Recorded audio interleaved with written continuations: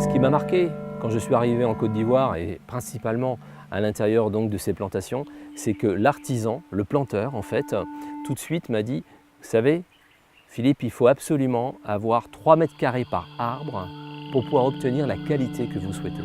La terre, s'il y a de l'espace, Oui, la terre en fait, elle va profiter au cacao. C'est ça. Avec les 3 mètres carrés, il y a l'espace, le vent Ouais. qui pénètre sur les 4 côtés.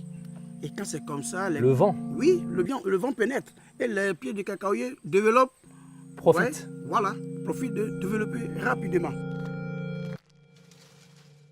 Étienne, j'ai la chance d'être avec un planteur. En fait, j'aurais pu être un planteur. En fait, je suis un passionné de chocolat. Mais moi, ce qui m'intéresse, c'est de savoir un petit peu ce qui se passe le matin, en fait, tout en organisation. Le matin, quand je rentre dans mon champ, je vérifie mon champ. Oui. D'abord, un bon planteur doit quand même promener dans le champ, voir comment c'est sa plantation. Bien sûr. Voilà. Voir les cabosses. Oui, pour voir les cabosses, il y a les bêtes qui ont commencé à piquer, tout ça là, il faut... Des bêtes qui piquent un peu les cabosses, Oui, c'est il ça? y a les bêtes qui piquent les cabosses. D'accord. Et il y a les fourmis aussi qui protègent aussi les cabosses. Parce que là, je vois des fourmis. Voilà, parce que eux, quand ils sont là, les autres bêtes ne peuvent pas faire du mal aux cabosses. En fait, elles protègent les cabosses. Oui, évidemment, oui. Et quand c'est comme ça, toi, planteur, tu es déjà convaincu.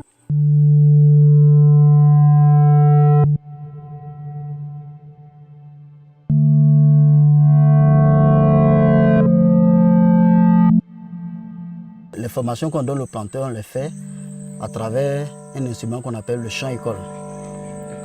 Le champ-école, c'est un lieu dans la plantation où plusieurs planteurs se retrouvent chaque 15 jours pour apprendre comment faire les bonnes pratiques agricoles pour optimiser leur rendement. L'objectif, c'est d'optimiser le rendement, optimiser la qualité, c'est ça? Comment ça se passe exactement? L'objectif, c'est optimiser et le rendement et aussi la qualité. Parce que tous les thèmes que nous développons au champ-école contribuent à la fin à faire un cacao de bonne qualité. Moi, ce qui m'a étonné, c'est que quand je suis arrivé sur la plantation, c'est de voir la diversité de couleurs. Est-ce que toi, le matin, quand tu arrives, tu es encore émerveillé de ça? Si. Parce que, je m'en doute, en tout moment, j'étais dans la joie quand je vois ces cabosses un peu bien propres.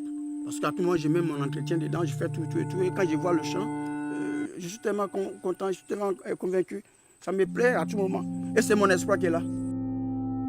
Comment, disons, il y a les mètres carrés, il y a le nettoyage, comment ça se passe? Oui, il y a le nettoyage qui fait partie, c'est une activité de bonne pratique agricole.